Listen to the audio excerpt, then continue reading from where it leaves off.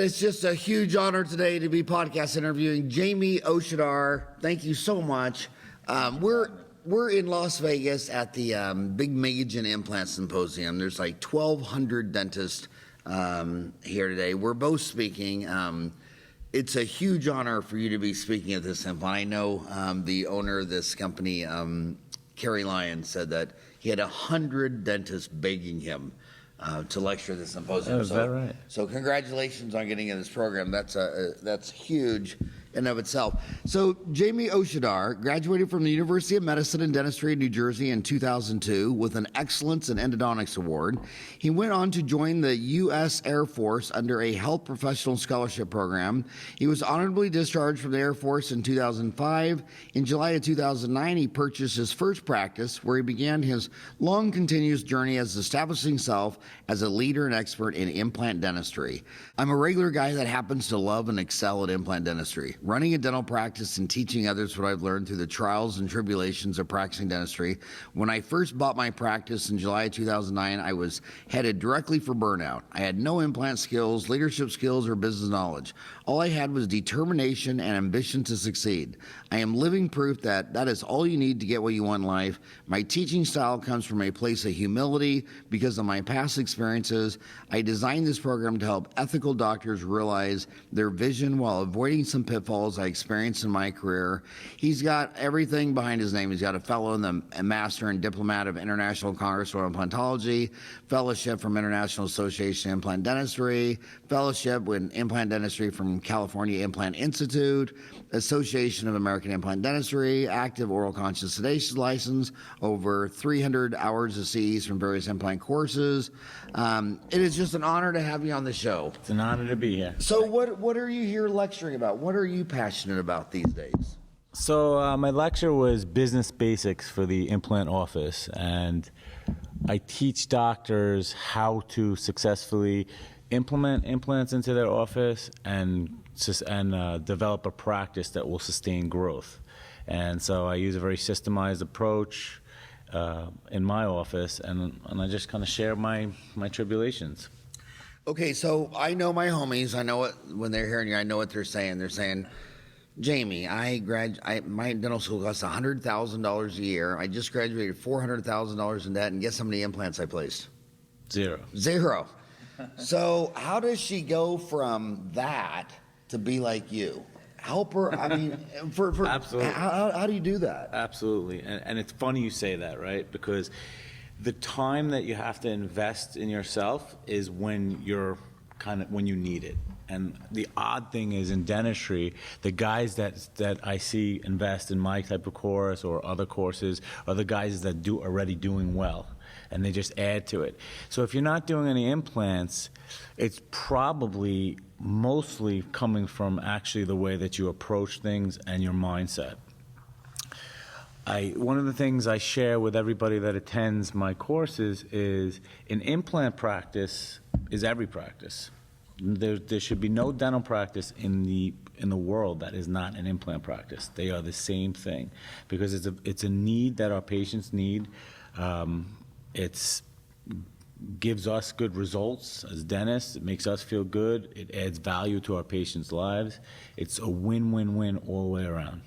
Okay, but just playing devil's advocate, not harassing you. What if she's saying, well, shouldn't I just restore them? Should she place them and restore? Should she first learn how to restore then place?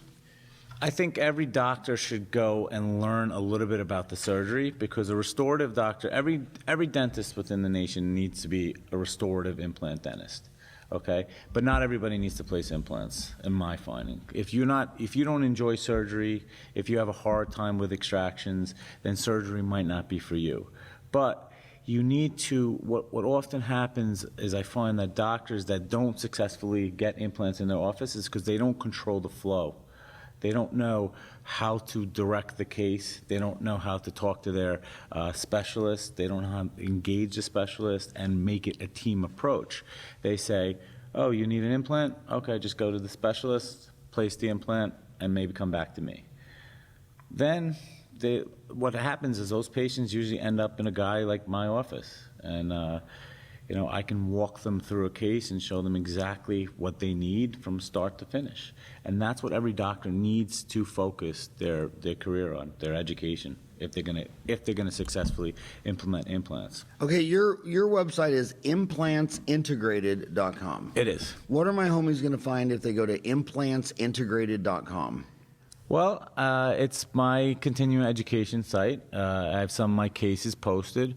I have a very practical approach to implementing implants into your office. I don't, like you said before, I don't think that everybody should be surgically placing them, but everybody needs to know how to have that conversation with their patients to get them to the next level. What I find is when I talk to younger doctors, they're often saying, people come in and they say, oh, I just can't afford the care, and then they walk out into the parking lot and they're driving Mercedes. The reality is, it's not that they can't afford the care, it's you just haven't made it a priority in their life. And you need to know how to talk to that patient so that they can get case acceptance. Well, my beef with that is that between age 16 and 76, the average American will buy 13 new cars. Last year in the United States, we sold 20 million new cars. The median average price is $33,500, but they don't go up to Jamie and say, "Hey, Jamie, you got $33,000 for a car? I need it right now. I need half down and half in a month." What they do is they go out there and they say, on the health history, like these dentists will ask them what's their home address, but they don't fill out the credit part. They don't say, "Okay, have you lived in this home 2 years?" And they'll say, "Where do you work?" And then what's the work address? And have you lived in this work for 2 years? And if the new patient chart is the same thing as the finance chart, then when you go in there and present all the dentistry, and then when the financial coordinator comes in and she says, "Jamie, you got very good credit. Congratulations on your credit. If you want to do everything the doctor talked about, it'll be $160 a month for 60 months." And so when the dentists walk in there and they say, this is going to be $7,500, we'll need half of that down. Well, 90% of all houses and homes are sold on 90% of cars are sold installment credit 60 months.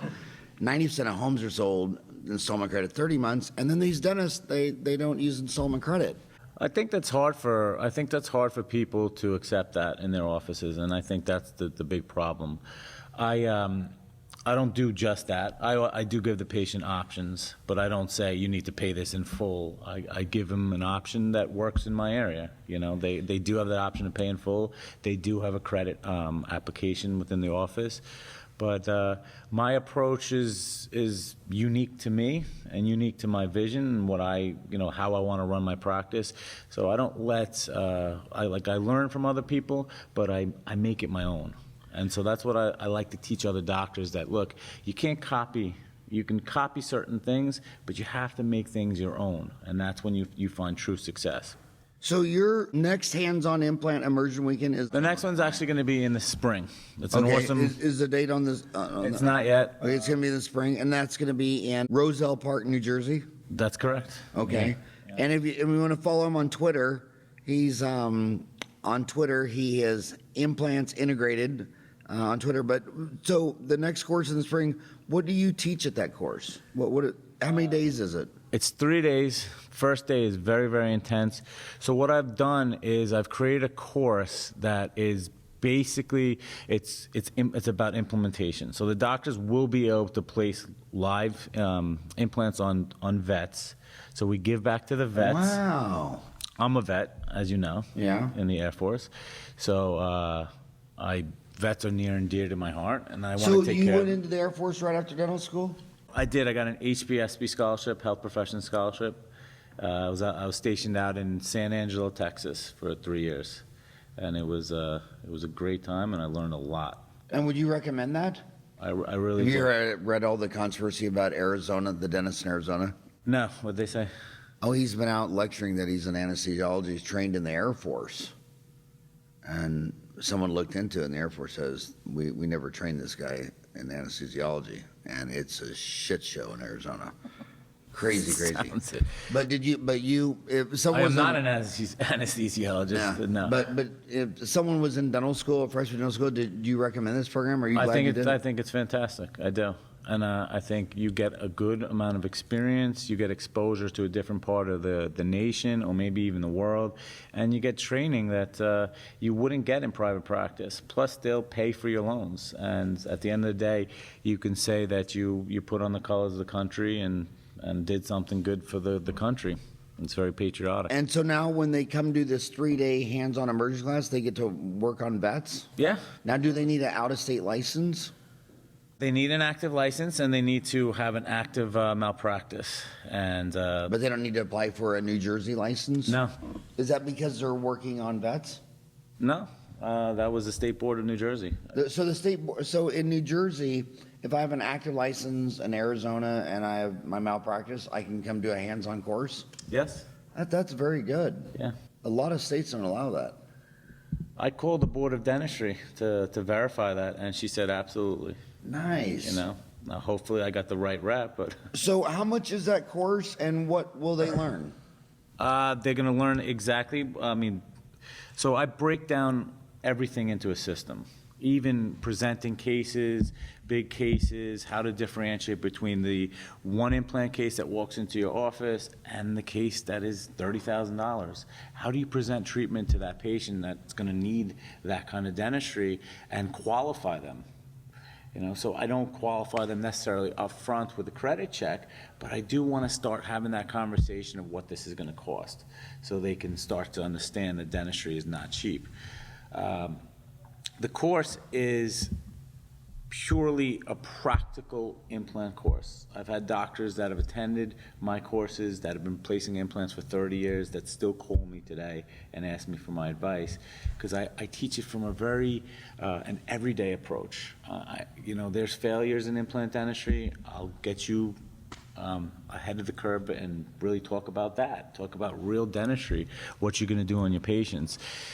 So they'll be able to place about 4 or 5 implants on live patients, and we're going to plan each case on models and pictures, and they'll be able to simulate the placement of the implants on the models, and we're going to walk through every single step of the way. So the way I designed this course was I thought of all the courses that I've ever attended and what were their shortcomings and what were their positives. And I tried to put all positives into the course. So when the doctor comes in, he's going to get or she's going to get a tremendous amount of value. Where's Roselle Park? Is that a suburb of bigger city? Roselle Park is not a bigger city. It's a small little city, about 20 minutes, about 15 minutes away from Newark. So you'd fly to New York? Newark, yeah. Yes. Newark, New Jersey. Which, if you fly to Newark, you can see Manhattan from the airport. Yeah, 25 minutes away from Manhattan. So are you implant agnostic, or do you recommend one specific system, or?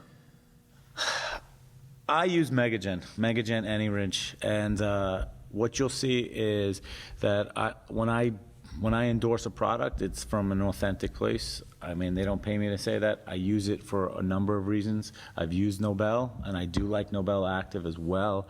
However, what MegaGen offers, I don't think another implant really offers all the different things that they do offer. The variety, the flexibility, the ease of use, the initial stability that you get with these implants.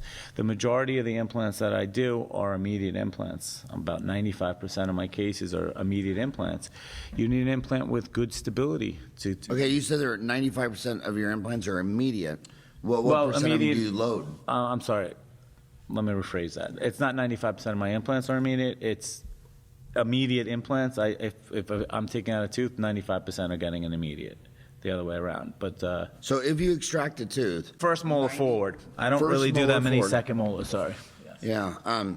Well, the second molar, that's an interesting thing when you travel around the world because when you go to many countries, advanced countries around the world, they consider a second molar kind of like a third molar, like we do. There's a lot of people. I tend to agree. I mean, I don't know many people that need. And I'd tell you this. This got me in the most trouble with endodontists. I mean, I have endodontists who just freaking do not like me. I wrote a column saying, in my 30 years, whenever I pulled a third molar wisdom tooth, I've never ever had a patient come back and say, you pulled that wisdom tooth and now I have a hard time chewing on that side. Never had it happen once. Second molar, I always tell them, I said, well, to save this is a $2,500 root canal buildup and crown. And I said, if you pull it, I don't think you'll miss it. Only one patient per decade, 3 in 30 years, ever come back and said, I wish I wouldn't have pulled that. And then we placed implant and crown. And endodontists, their lifeblood is, I can't do this root canal in a second molar. And then I'm looking at this patient saying, okay, well, if you pulled that, if he only has $2,500 and he got 7 other cavities, I'd pull the second molar and fix the other 7 cavities. 100% agree. Oh my God, there's endodontists that could just love to shoot me. But you say, Well, that's why I like you, because you don't say the popular things, right? Yeah, That's the way I do it. It's Dentistry Uncensored, and Phoenix is not Beverly Hills. Phoenix is the West Florida. Right. There's 2 Floridas, one on the East Coast and one on the West Coast, and they're not made of money. And I just tell them, I said, it's like a 1 in 1,000 chance if we pull this second molar, you're going to miss it. And you have 9 cavities. I'd rather do $950 fillings and get you 100%. get all your decay fixed and have you wipe out your budget on a second molar. So back to, you say first molar forward. If you extract the tooth, 95% of the time you'll place an implant. Correct. And what percent of the time would you also load it? I will load it if it's in the aesthetic zone and they absolutely need it, but I will test the implant before I load it. I use an ISQ that gives us a scientific approach to see if an implant is stable enough to hold a load. Okay, I don't load unnecessary. If it's, especially if it's in the back, we'll just let it heal up. And with MegaGen, what I like is their healing caps are so big. So as soon as I place the implant goes slightly subcrestal, okay, goes below the bone, and then I put an 8 millimeter wide healing cap on top of that implant, and the emergence profile at second stage is just perfect. You don't have to do anything. The labs absolutely love it. It's a walk in the park. What's the difference in pricing a Noble BioCare Active, a Noble Active versus a MegaGen AnyRidge? That's probably a better question for those reps, but I think retail for an AnyRidge, if you're buying one implant, is maybe, don't quote me on this, but maybe $350. Okay. And Nobel, but it's very inclusive, right? So Nobel, the problem is they have so many little, you've got to buy a cover screw when you buy the implants. You have to buy, they're just pounding you. And it's complicated, even for the experienced guy, to keep up with what you need to order. If you're doing a larger case, you're doing a hybrid case, there's so many different components. Have you ever gone to South Korea, to Dr. Park's place? No, I met Dr. Park. Great guy. Yeah. Basically, MegaGen is a South Korea. And by the way, I don't get. If you're watching us on YouTube, these 2 handsome bald beauties, you're probably thinking it's a beauty contest. You can't buy us. No one buys me. I have enough money on my own. I sold both my kidneys and my liver, and so I'm fully funded. But basically, he started off with like a dental hospital. I mean, he went to South Korea. And he has like this 10-story building, like the first floor is pedo, and then fillings and oral surgery and all that kind of stuff. And when he started his implant company, they would have a design in their own dental hospital. That's really what it is. It's a dental hospital. They could go from design to place like 200 at the end of the week, and then in like 6 months know the results. And I really think that was MegaGen's core competency, because when you go to the European countries, they would have an idea. Then they go to all these universities to see if they get some university to underdo the research. They would think about it for 6 months or a year. Then they'd finally do a program. But it'd be like 2 years between an idea and a deal.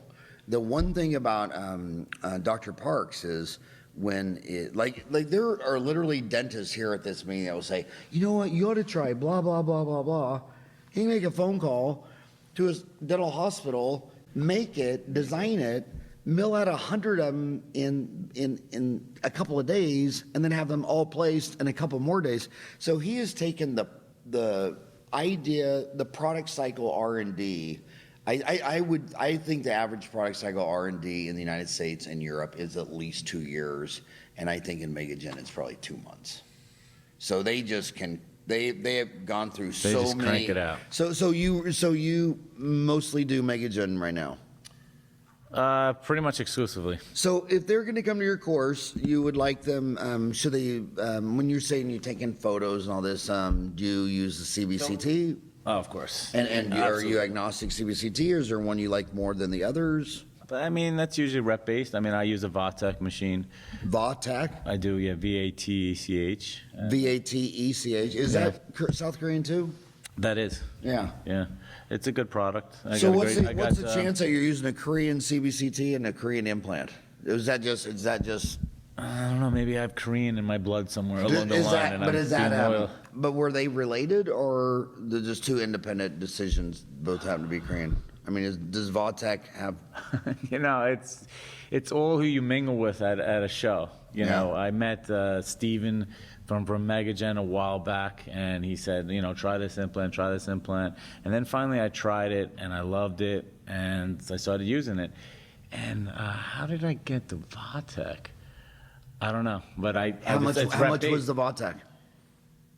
I think they have a range of machines anywhere from, I think they start around 80 or 90 to 100. So I know what she's going to say. She's going to say, how do I afford it? She's going to say, Jamie, I got $400,000 student loans. I just came from NYU, 6.5% of the graduates last year are from NYU. And she goes, do I really need to spend $100,000 on a CBCT? What would you tell her? Do you want to successfully implement implants into your office? That's what it comes down to. Is it an investment? It's the best investment I've ever made. Hands Plus, down. you won't have to have $100,000. They're obviously going to do they're going to do. credit. They're just like what you said. 60 months. What would the payment be on that a month? Would you guess? They'll probably give you about $1,000, $1,500 a month. Okay. I can tell you right now that when I got a CAT scan, my implants doubled easily. When you show a patient how you virtually place an implant on a computer and talk about their anatomy, you just stand out. Okay, but let's talk about that. What software are you talking about patients? No, the basics. So I'm not a computer guy. But I mean, when you're presenting this to the patient, is this software from the VATech, or is this? Oh yeah, it's a VATech machine. It's the VATech software. So all of them have the same software, and you can virtually place the implant onto the software and show the patient. And you can walk them and say, look, this is your quality of bone. This is how wide it is. This is how far we are from the anatomy. And once you show the patient that you kind of know what you're doing, they accept. It's when you lose the patient when you have no order. You know, like the patient walks out and they're thinking to themselves, well, what's next? What am I doing here? I'm going to a specialist and I'm coming back to the dentist. Nobody knows what's going on. So when you put that in, the CT scan, look, I mean, it's not that you're going to charge. I mean, I don't even charge. I charge $99 for a consult and a CT scan. I don't nickel and dime my patients. And the reason why I do that is because I know the return on my investment is going to be astronomical because patients. Like, describe to people what is Roselle Park, New Jersey like? I mean, is that Richie Hootie Tootie? Is that more middle class like Ohio? You ever hear of the Bronx, New York? Yeah. It's like the Bronx. Because Newark doesn't seem very Beverly Hills to me. It seems like there's a lot of middle class there. I mean, do I seem kind of Beverly Hills? Definitely not. Yeah. No Beverly Hills. And I love that. I love that because there's nothing more annoying to a dentist from Parsons, Kansas, listening to some guy lecture from Beverly Hills and all the movie stars he's on. He's like, dude, there's no movie stars in Parsons, Kansas. No. And if you're in Childers, Texas, it ain't gonna fight. But so you're saying you're more in a middle class Bronx, middle Newark, to lower. New Jersey. Middle to lower. Oh yeah, middle to lower. So you're charging $99 for CT scan and consultation. Yeah. And how long of an appointment is that usually? 10 minutes. 10 minutes. The close on these cases, it's all educating the patient. People want teeth. If you remove yourself out of that and just educate them and tell them what you're going to do, they accept. It's not that hard. What happens in dentistry is we make things more complicated than it needs to be. You think? Yeah. You think? You think so? Oh my gosh! I always have a running joke that when you go to a study club, the first dentist stands up and says, "Hey, I want to tell everybody I'm the best dentist in the room. I trim my own dies." And the next dentist stands up and says, "Forget you, man. I quarry my own stone, I pour out my own dies, and then I trim them." The next dentist says, "Forget all of you. I have my own beehive. I grow my own wax. I quarry my own stone. I trim my own die. It takes me 40 days and 40 nights to make a crown." And everybody's like, "Oh my God, you're the best." It's like the longest distance between 2 points is what a dentist, a physician, and a lawyer looks for. And the people who come in and just say, "Keep it simple, stupid." Keep it simple, stupid. I have my 5 fingers. Make it faster, easier, higher quality, lower cost, and miniaturize it. And Keep it simple, stupid. I have it on my vision board at home. So you recommend the MegaGen Any Ridge, Valtech CBCT, your courses in the spring. Yeah, we're going to pick a date in the spring. And in the spring also, I'm going to come up with a very comprehensive, small business workshop. You know what would be the best marketing for your course? Please, please, please, please, please. Put an online CE course on Dental Town. I'd love to. Would you? I would love- absolutely. You know, what would you like me to cover? Well, whatever you're most passionate about. A lot of people, like Pinky, has 5 one-week courses. So they did an online CE on Dental Town, just 1 hour, kind of summarizing their 1 week. And it was a very, very great marketing thing for them. A lot of people at the institutes, like you went to that. But yeah, I've been wanting to get a course out of you for a long time. I would, and then after the end of your course, you can say, thanks for listening. If you want to come to my 3-day hands-on course, come here. Absolutely. So, yeah. And you're out there in Englewood, New Jersey. You know where Philadelphia, where Bethlehem, PA is? Pennsylvania is? I do. So I'm Howard Franz. I'm Howard at dentaltown.com. The guy who does online CE is Howard Goldstein in Bethlehem, Pennsylvania. You know Howard? I do not know him. Yeah. Email him and Howard, and he does the online CE. But a lot of these, I know how they think. So a lot of them are thinking, okay, well, I got this flyer. I'm flying out, for this 3-day course. And they're not sure. So the leap between a flyer and 3 days is an hour online CE course. Because then they get to see you, see if they like you, have chemistry with you, and then they feel, oh yeah, I like that guy. So then I'll go. It's kind of like when the biggest asset in America to own is a home. So when you're going to do a reverse mortgage, you can't tell someone to do it in 30 seconds on TV. So what they do is they try to get a trusted spokesman and say, hey, just call for the CD. They deconstruct the sales process. Just call and get the CD. So then grandma says, okay, I'll call and get the CD. And then the 90 minutes, the whole deal is, well, we can't tell you anything until you call the bank. So just call your local bank here and tell them your address so he can tell you what your deal. So then finally the CD. So 1 million people see the commercial, 1,000 get the CD, 100 call the local bank, and then 10 people do the reverse mortgage. So I really think an article in Dental Town or an online CE course would really deconstruct the sales process to get him or her to commit to go spending 3 days with you in Newark. That's a big commitment. Yeah. It's It is a big deal. commitment. It's a big deal. I think, I've never had anybody that's come to one of my courses that was disappointed. That's the reality. I'm not Beverly Hills. I'm everyday dentistry. So would that mean that, when I talk to Jim Glidewell, he says that 96% of the crown and bridge comes in 1 tooth at a time. And when you talk to some of these big implant labs, they say upwards of 90% of implants are placed 1 at a time. Is that what you see? What do you mean 1 at a time? So Well, the patient will just have, 1 implant placed for missing 1 tooth. And a lot of these lectures are all on 4, all these big complicated cases, these big prosthodontic rehab cases. But it seems like the market, would you say the market in reality is mostly just single implant, single tooth replacement? I would say single implants, on immediate extractions, and then bridges, implant bridges. I think implant bridges are huge. If you're not a treatment plan, talk to the patient. Implant bridges, usually replacing what, missing? 12 to 14, instead of a distal extension partial. Absolutely. So 12 to 14, 3-unit bridge. 3-unit bridge off of 2 implants placed properly. I think that's bread and butter dentistry. And some people would say, well, if that one implant fail, now we lost the case. So if you're doing a 2-implant, 3-unit bridge, some people think, well, for just $300 more bucks, you could have done 3 single implants. What is your thoughts between 3 implants for 3 single-unit bridges? So it's per case. It's not I don't say there's a blanket rule for everybody, but if the patient's a bruxer, I want an extra implant. I want those implant crowns splinted. But the spread, the AP spread of the implants is what really matters. You know, if the implant is placed well, you know, the success rate is very, very high. So, and yeah, I get that point, but what are you gonna do if the implant, a distal abutment implant fails and you have 3 splinted implants? The case is gonna fail anyway. You don't want a distal cantilever. You're gonna cause all kinds of problems. You couldn't have a 3-unit bridge off of... It's not that you couldn't, but what is the... Wouldn't be ideal. It wouldn't be ideal. And so when is that implant really going to fail? Is it going to fail after you loaded it, or is it going to fail in the beginning? Most of them won't integrate in the beginning, and therefore you'll know. So why would you do that? And when you talked about implanting, you used the fancy word. You said you use the ISQ.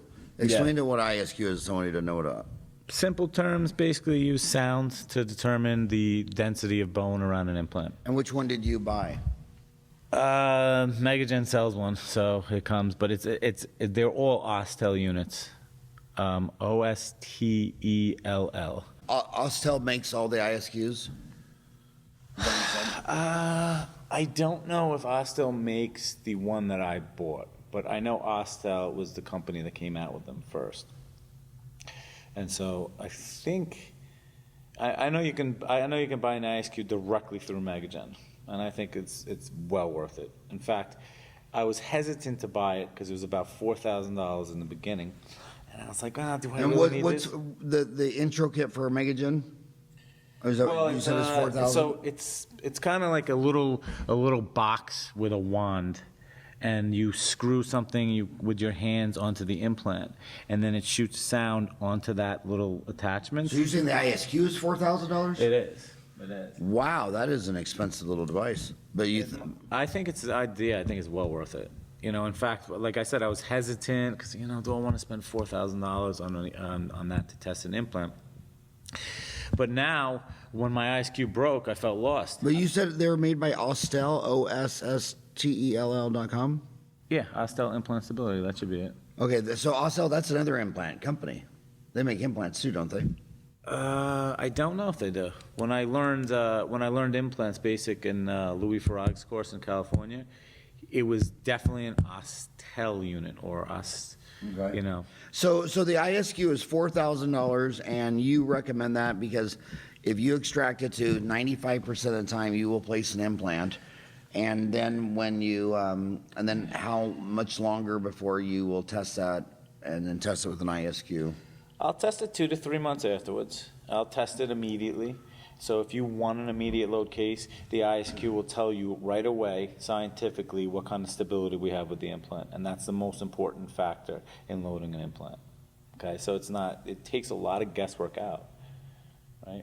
And so, but I'm not doing it to speed up cases. I'm doing it so I have legal proof, I have evidence, I can notate it in the chart, and I feel more comfortable. You know, rather than you can always take the back end of a mirror and percuss it. When implants fail, what are like the top 2 or 3 or 4 reasons why implant cases fail? And do they fail more immediate? Does a horse fall down right out of the gate? Or does he drop a mile later down the road? I would say the number one reason is when you're taking out an infected tooth, you don't debride the area properly. And I've never found a lecture that's done on immediate lectures that really overemphasizes that. You have to debride that area. If you go on my website, Implants Integrated, you'll see some cases that have enormous chronic infections that I debrided thoroughly, and you would never think that. Are you talking about the one on my mom? Or is it, no. Did your mom come in? She got us mistaken? No. She saw the bald head? It said Howard? So would those cases be on your website about us, programs, surgical cases? Surgical cases, yeah. Now, if you're from Beverly Hills, don't make fun of my work. I'm just a normal guy. No, I think your work is amazing. I really, really do. It's an honor to have you on the show. Thank you. So we were talking about implants failing. So you think one of the problems is they don't initially debride enough? Oh, most definitely. I think that When you debride, is it mostly scraping? Do you use irrigants? Talk about debridement. you have to irrigate. In the military, they had this saying: "Solution to pollution is dilution." So Solution to pollution is dilution? dilution. That's correct. Nice. So plenty of I'm gonna write irrigation. that one down. You have to irrigate, and you have to curette, and you have to be aggressive. You have to get to solid bone before you can place an implant, and an implant will integrate. My rules for placing an implant, even in a chronic infection site, is the area debrided, and will a bone graft work, right? And so if a bone graft is going to work and you can get initial stability with your implant, the implant will take. And it will, the profile, the emergence profile will be beautiful if you know how to place it. But we're not here to talk about immediates, are we? Okay, so here's another question. Here's a stressful question we see on Dental Town a lot. How would you so she gets out of dental school. Her mom's a dentist. She's working with her mom. Her mom's placing implants, and she sees all these 5 to 10-year-old implants with peri-implantitis, and her mom says, "Well, it doesn't hurt. They're fine." And then she gets on. She reads about the oral systemic risk, and it's very confusing, and it's hard to say to your dad who says, "I'm a diplomat in the International Congress of Implantology," and her dad's like 20 years older than her, and she's like looking at all these peri-implantitis. So some people are saying that at 5 years, up to 20% of implants have peri-implantitis. Some are saying at a decade, it's up to 40%. So what is peri-implantitis? What do you do about it? How do you... That's tough. It is tough. There is no definitive answer for peri-implantitis. I invested in a laser from Millennium. It's an Nd:YAG, and they have a peri-implantitis treatment called LaPip. How much was that laser? It's pricey, $100K. Yeah, $100K. Yeah. Is that a return on investment? Are you glad you spent $100K on a Millennium? At this point in my Millennium? career, return on investment for me looks like makes my life easier, not necessarily monetarily. It has paid for itself, that's for sure. Maybe not the entire, because we just bought it not too long ago. Okay, talk about. It wasn't LANAP. It was Well, LaPip. LANAP is for perio. Is perio, which stands for laser-assisted new attachment procedure. Right. And then for the PIP is laser-assisted peri-implantitis procedure. laser-assisted peri-implantitis. So, and it's a $135,000 with training, right? Is that what they're charging? Yeah, I guess so. Or was yours cheaper? I think, look, all these companies are somewhat negotiable. Right. So you thought, and that's made by Millennium. So you recommend Bob Gregg, and that's with 2 G's, isn't it? G-R-E-G-G, Bob Yes. Gregg and Don Gregg. So you recommend that. Well, talk about that, because that's a big decision when you're spending that kind of money. it's a tough decision. I mean, if you're kind of in between, you're not doing a lot of perio within your office, phase 2 perio, or you have peri-implantitis cases, I think it's very valuable. There's other things that it also does too that we can't do with the scalpel. Do I think it's the best return on investment? No, I don't. If I was doing the LANAP procedure on a regular basis and not just my associate, because I'm putting him and pumping him up, we trained him to do it, I think it would have been a better monetary return on investment. I don't think it's as good of a return on investment in terms of money as a CVCT. I really do not. I think that is by far, if you're going to be an implantologist or an implant practice. But do I think it's up there? Yeah, I think it offers you things that make your life a lot easier and better. Yeah, I want to go back to the little girl working with her mom or dad, because it's just tough. It's easy to tell. You know what the answer is? What? It comes down to this. It comes down to other older doctors that have done well to start mentoring them. And that's why I designed my program. That's the reality. I mean, I saw it. When I bought my practice, the guy, he said he was going to be my mentor. He said he'd do anything for me. He left me to rot. He didn't teach me, so I had to learn the hard way. And I don't mind giving back, to I don't want corporate dentistry to take over. I really don't. Okay, here's your other problem. She goes and hangs out with her dad, and all those old men say that surgical guides are like putting on training wheels. You want to be a surgeon? Grow up, take the training wheels off, learn how to ride your bike. Amen, little girl. Amen. Amen. So you're saying you don't need a surgical guide? No, I didn't say that. I think surgical guides have a very good place in implant dentistry, but the paradigm shift that we think we can take that person who has no surgical skill and make a surgical guide that's not always accurate. You always hear of problems, people having problems. If you're an experienced guy that knows how to get out of trouble, by all means, why wouldn't you use a surgical guide when it's right at your fingertips? But if you're trying to take on surgery and place an implant through a plastic device and now it goes wrong, nobody wins. It's a scarcity mindset. It all goes back to the mindset. Why would you do that?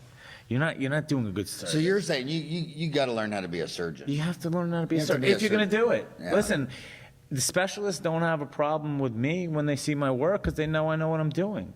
They have a problem with the idea of people taking on an advanced aspect of dentistry without training.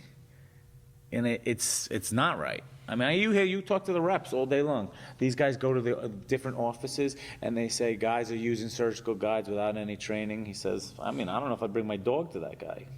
You need to be trained if you're going to do surgery. Restorative dentistry is a whole different ball game, and implementing implants in general is completely different. I don't mean that everybody should be placing implants. No, that's definitely not the truth. But I'll just end on this. It blows my mind when someone walks out of dental school after 8 years and says, "Well, I don't like blood." It's like, you're a doctor. Did you sign up for dental electrical engineering school and you thought it was Intel inside? A lot of it, I think, is just fear. And then they ride that fear, and it makes it like they'll come out of school and say, "Well, I don't like molar endo." Well, you know what? Endodontists make $350,000 a year. You have to sell veneers, bleaching, bonding. But when they come with a toothache and say, "Jamie, will you please get me out of pain?" They're begging you to do it. I mean, imagine going to a hospital and saying, "I'm having a heart attack," and they say, "We don't do hearts. We just don't like hearts. We just decided we don't like hearts, and now dropped out of a heart attack." So much is your attitude, and your attitude determines your altitude. Don't tell yourself that you hate molar endo, that you're not a good surgeon, because I don't care if you lie to everybody in the other room. Don't lie to yourself. Why are you telling yourself you don't like molar endo, you don't like surgery, you don't like blood when you're 25 years old? And from 25 to 65, that is like a $5 million decision. You just threw $5 million out the window because you just all of a sudden decided that you're the doctor who doesn't like blood. I would understand it if an electrical engineer said, "I don't like blood." I'd understand if an architect said, "I didn't like blood." You're a doctor. Get over it. You know why you don't like molar endo? Because you haven't done 100. You know why you're afraid of implants? Because you haven't placed 100. Just go do it. Go do it. I'll tell you what, I agree with you. I do want to leave them one thing, though. You have to, if you focus on the patient, why they're going to the dentist, I think we've lost sight of that. I hate that argument that we can't tell patients what they need in their mouths to keep their mouths healthy. Why did they come to the dentist? They didn't come to the dentist for insurance. They came to the dentist because they're trusting you to advise them to keep their mouth in their healthy and in their head. So advise them like that. Hey, you need this because that's going to help you keep you healthy. It's a very simple concept. And they've proven so many ways they trust you. Last year in the United States, they spent $129 billion at just American dentists. They spent $500 billion globally. That's $500 billion globally. There's 2 million dentists. Only 5% of Americans went to the chiropractor last year. Over half went to the dentist. This is a very serious occupation. And go ask your mom, your sister, your wife, how much money you'd have to give her to pull her front tooth and never replace it. She wouldn't do it for anything. If she lost her front tooth, she'd give you her car to get it back. It's a very serious deal. And what we need is you to say that when the public health, there's 9 specialties, one of them is public health, and the public health dentists, every time they talk to me, they're like, why is 8% of emergency room visits odontogenic in origin? Oh, just because half the dentists, when you went in there with a toothache, they said, oh, we don't do molar endo. Here's a script. Go find someone else. And then that night, later that night at 10 o'clock, they're in an emergency room. So life is an attitude. Implants aren't covered by insurance, so you get to set them at a premium profitable price. Same with Invisalign. If you're not doing Invisalign and implants, and all you're doing is signing up for PPOs, doing cleaning exams, x-rays, and fillings, your overhead's going up and up and up and up, and your net income's going down and down. The procedures that aren't covered by insurance around the world are Invisalign and implants, and they're just, I mean, when you can charge $6,500 for an Invisalign case, and when you can charge, $1,500 for an implant, I mean, and another, it's a profitable, it's a good service. Jamie, it's an honor that you came on the show. It'd be a bigger it's an honor being here. I hope you do an online CE course with us. I would love to. I would. It'd be a big honor for us at Dental Town. I think I know what I'm going to do. All right. Yeah. All right, buddy. Thank you so All right. much for Thanks coming for on the show. having me. Thanks for having me.